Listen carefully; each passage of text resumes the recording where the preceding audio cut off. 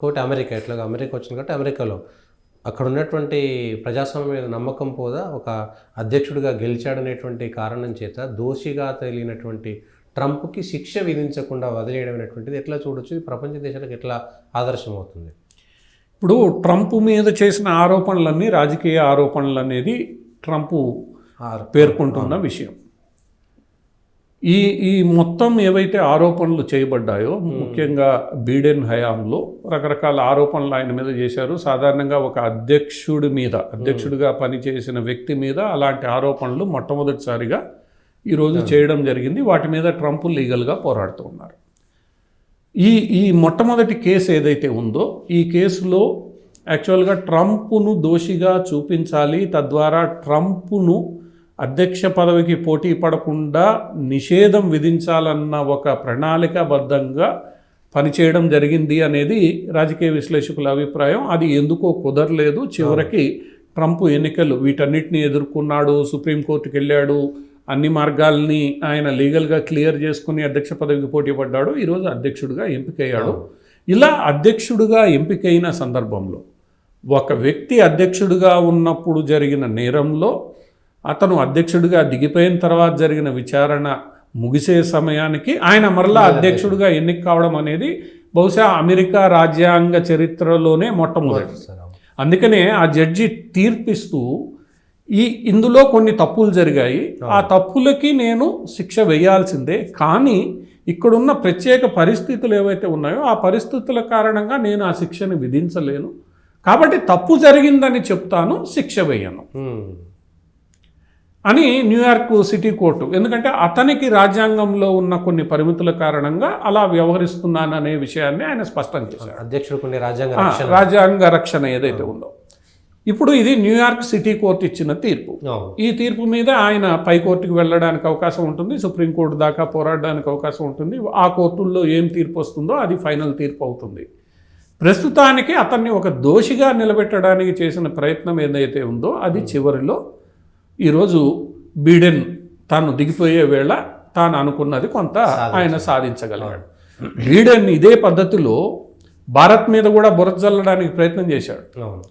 ఏమని, ఒకటి ఈ సిక్ ఫర్ జస్టిస్ నాయకుడి మీద స్వయంగా ప్రధానమంత్రి నేతృత్వంలోని బృందమే నిర్ణయం తీసుకొని పనిచేసింది, అమిత్ షా నేతృత్వంలో రా నేతృత్వంలో ఇవన్నీ జరిగాయి అని ఒక ఆరోపణ చేస్తూ ఇద్దరు రా అధికారుల మీద వాళ్ళు కేసులు బనాయించి ఒక భారతీయుణ్ణి అరెస్ట్ చేసి అమెరికాకు తీసుకెళ్లారు.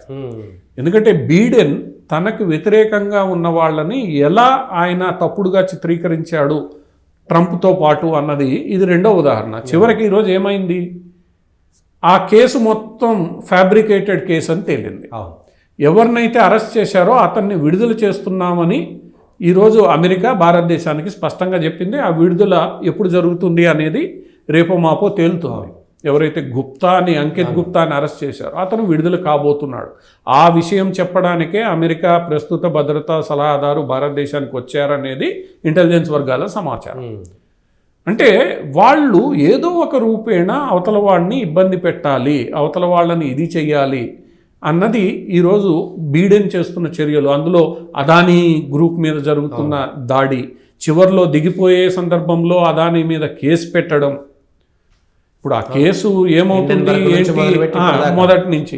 సో ఇలాంటి చర్యలు పాల్పడే కొంది ఈరోజు ట్రంప్ చెప్తున్నదే వాస్తవమేమో, రాజకీయ లబ్ధి కోసమే వీళ్ళు ఇలాంటి చర్యలకు పాల్పడుతున్నారు అన్న దీంట్లో ఆయన తన పోరాటాన్ని ఆయన కొనసాగిస్తాడు. రేపెట్లా 20వ తారీఖు అధ్యక్షుడు అవుతాడు. ఆ లీగల్ ప్రాసెస్ ఏదైతే ఉందో ట్రంప్ ఎదుర్కొంటున్నాడు. ఇప్పటికే కొన్ని కేసులు కొట్టేశారు, కొన్ని కేసులు ఆపేశారు. ఈ కేసులో దోషిగా నిర్ధారణ అయింది, దాని మీద నేను ముందుకెళ్తాను అని అంటున్నాడు. దీనివల్ల పెద్దగా ఈరోజు మార్పు ఏదైనా వస్తుందా, రాజ్యాంగ హేళన జరిగిందా అన్నది అది అప్రస్తుతం. ఏదైతే ఉందో ఈ డెమోక్రటిక్ పార్టీ ఏదైతే గతంలో 4 ఏళ్ళుగా అధికారంలో ఉందో ఇలాంటివి ఎన్నో చేసింది. ఈరోజు ఇంకొక అంశం కూడా ఇక్కడ గమనించాల్సింది ఏంటంటే, ఏ మహిళ అయితే యుక్రెయిన్కు స్పెషల్ రిప్రజెంటేటివ్గా బైడెన్ హయాంలో పనిచేసిందో ఆ మహిళ ఇప్పుడు రాజీనామా చేసింది, చేయాల్సి వచ్చింది, చేసేసింది. ఎందుకు చేసింది? FBI చీఫ్ పదవీ కాలానికి ముందే రాజీనామా చేస్తానని చెప్పి రాజీనామా చేశాడు. అవును. ఈరోజు ఆ మహిళ ఎందుకు చేయాల్సి వచ్చింది? అవును. బీడెన్ దిగిపోయే సందర్భంలో $100 కోట్ల యుక్రెయిన్కు అందించారు. అవును. మరి ఆ $100 కోట్ల ఎక్కడికి వెళ్ళాయి, ఎంత స్పెండ్ చేశారు, ఎక్కడ స్పెండ్ చేశారు, అవన్నీ చెప్పాల్సిన బాధ్యత ఆ మహిళ మీద ఉంటుంది.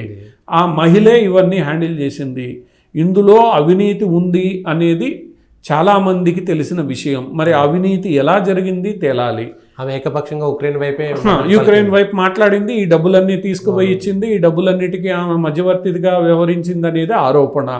సో ఇలా బీడెన్ తాను ఊహించని రీతిలో అపజయం పాలైన తర్వాత, ఎందుకంటే ఆయన ఏమనుకున్నా అంటే కమలా హ్యారిస్ అధ్యక్షురాలుగా ఉంటుంది, ఇవన్నీ కొనసాగిస్తాను, నేను సాల్వ్ చేసుకుంటాను అనుకున్న వ్యక్తికి ఈరోజు ఎదురు దెబ్బ తగిలింది.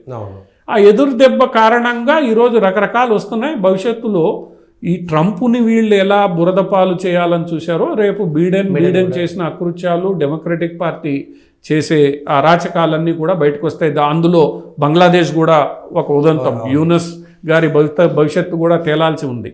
ఆయన్ని తీసుకొచ్చి పెట్టింది క్లింటన్ ఫౌండేషను, ఇవన్నీ ఈరోజు బహిరంగంగా చర్చించబడే అంశాలే.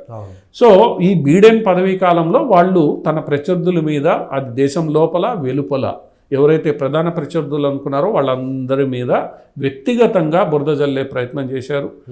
నరేంద్ర మోడీ మీద కూడా బురద జల్లే ప్రయత్నం చేశారు. ఆ ప్రయత్నాల్లో కొంత విజయం ఏదైనా సాధించి ఉండొచ్చేమో కానీ వాళ్ళకి పూర్తిగా విజయం దక్కలేదు. రాబోయే రోజుల్లో వీటికి సంబంధించిన వాస్తవాలన్నీ కూడా బయటకు వస్తాయి. అది వస్తే వీళ్ళకి అప్పుడు అసలు వాస్తవాలు, ఇప్పటికే జస్టిస్ ట్రూడో 9 ఏళ్లుగా చేసిన అరాచకాలు, కార్బన్ ట్యాక్స్ పేరుతో ఇంకోటి పేరుతో ఈరోజు ఆయన పదవి దిగాడు, బీడెన్ దిగిపోయాడు. జర్మనీలో వాళ్ళు చేసిన అరాచకాలు బయటకు వస్తున్నాయి. ఇక మిగిలింది బ్రిటను. సో ఈ లిబరలిజం పేరుతో జరిగిన అరాచకాలు భవిష్యత్తులో బయటకు వచ్చే అవకాశం ఉంది. వాటి మీద ప్రజలు ఎలా స్పందిస్తారు, ప్రభుత్వాలు ఎలా స్పందిస్తే అవినీతి ఎలా బయటకు వస్తుందో చూడాలి.